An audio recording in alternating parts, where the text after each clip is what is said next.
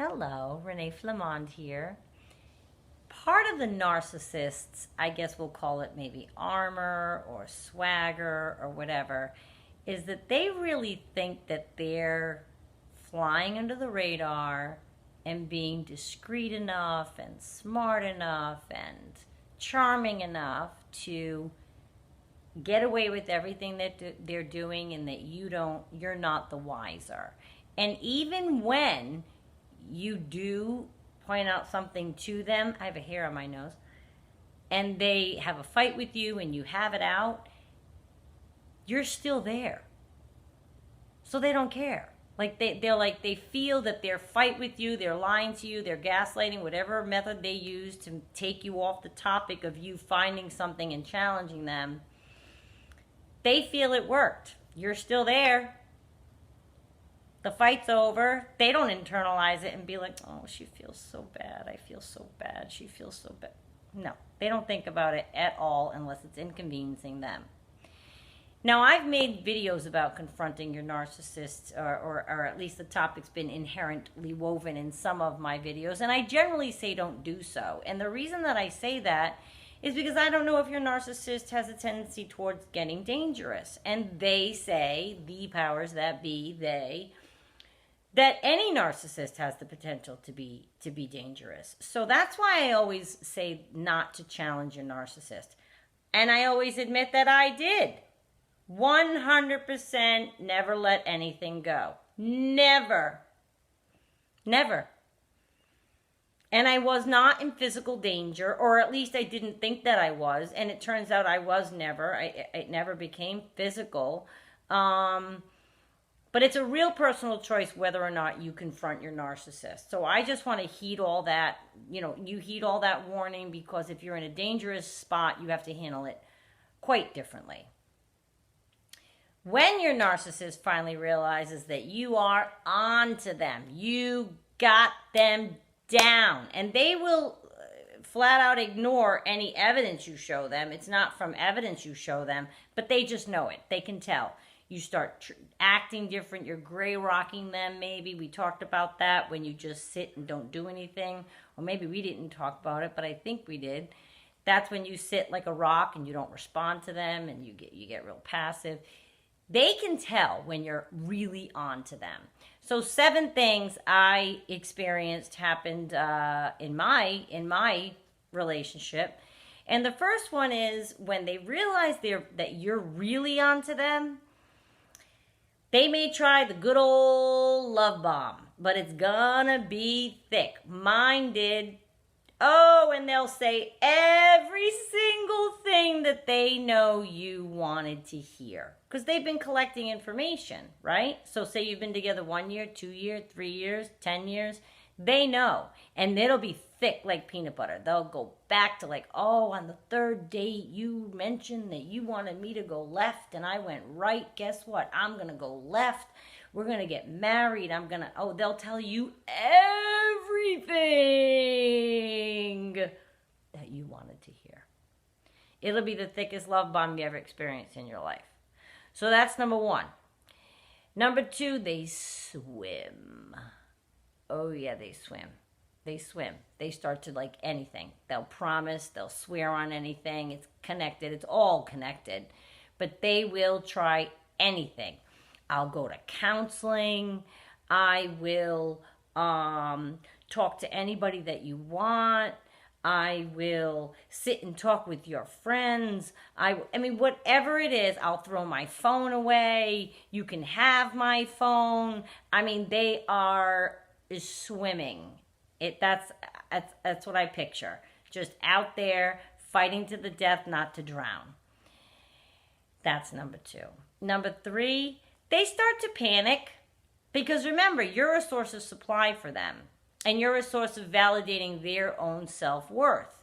So if they lose you, even though they might have been playing around and maybe talking to this one and being on date sites, now they're panicked because you're their supply. They may even live with you, okay? So even though they have feelers out for new supply, which research shows narcissists always have feelers out for new supply, they're going to start to panic now because you're their home base, yes? So there's going to be endless ways that this can manifest itself. They could flip out. They could fight. They could yell, scream, holler, cry, beg, plead. People say narcissists don't do those things. Of course they do when it's in their calculated manipulation to do so. They absolutely do. Oh yeah, big tears and everything. And like, yeah, oh yeah, it happens. Big strong guy. There he was. Yep. Okay.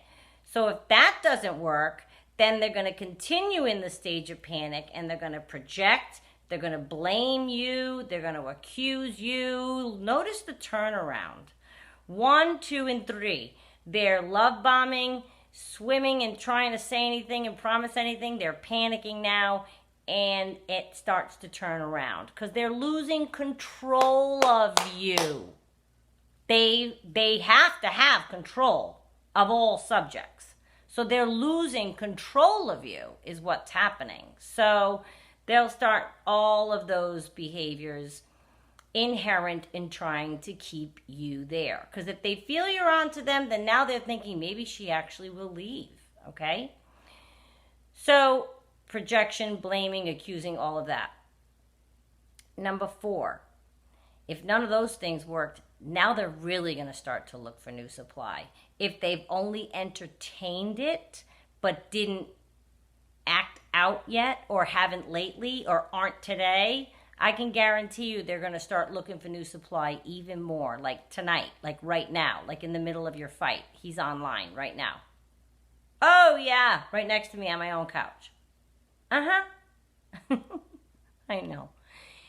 And number 5, they're going to devalue you more and more, which is some of the things I mentioned in 3 in terms of like projection and blaming you and accusing you. But the devaluation more and more is going to come if you don't respond to those first 4 things. They are going to make you feel bad about yourself because now they're feeling bad and they have to feel better, so they're going to make you feel worse. So more devaluing will be in store for you for sure. Number 6, they'll cheat. Again, the devalue of number 5 is again. Everything that they're doing is again, but they're going to lay it all on thick, right? So they're going to cheat again, especially if they feel you're close to leaving. They can't be left alone for a second. They're like a baby. So if they feel you have one foot out the door, they need to now put their one foot into another door so they can walk right into it as soon as you leave. And that can be very hurtful. That's oftentimes when you hear somebody say the quote, how did they find somebody else so fast? How did they find somebody else so fast? I'm over here hurting for 6 months. They have to find somebody so fast. And that is a point, I think, where we can really pity them. They can't be alone for a second. Not 1 second. And if they are, it's extremely difficult. They're absolutely in a state of flux. They don't know what's going to happen next. They're panicked. And number 7, if none of those things work and you're still onto them and they know it and they feel they're going to leave you. That's the inevitable discard that everyone talks about. They'll leave. They can't have you leave them first. I did. Several times. Every single time it ended, it was me. So every single time, it shows you how many times it took me. But that causes an extreme narcissistic injury. And even if they don't have that verbiage to explain the injury, they know it's coming and they know what it's going to feel like. They've been left before.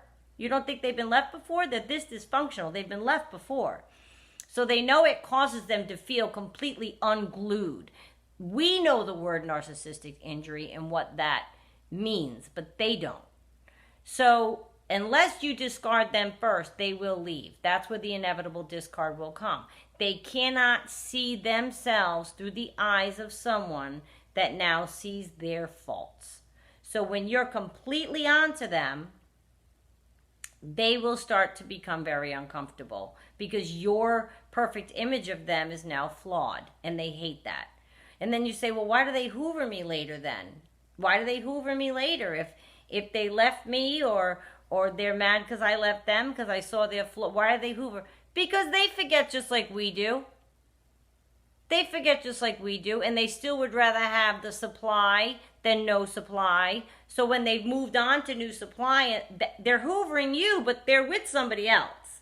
I don't ever want anyone to think that the narcissist is home alone, sad, waiting for 9 months, like a Hollywood movie. The guy's pining away for the girl and keeps trying to get her back for a whole year. That's not what the narcissist is doing when they're hoovering you.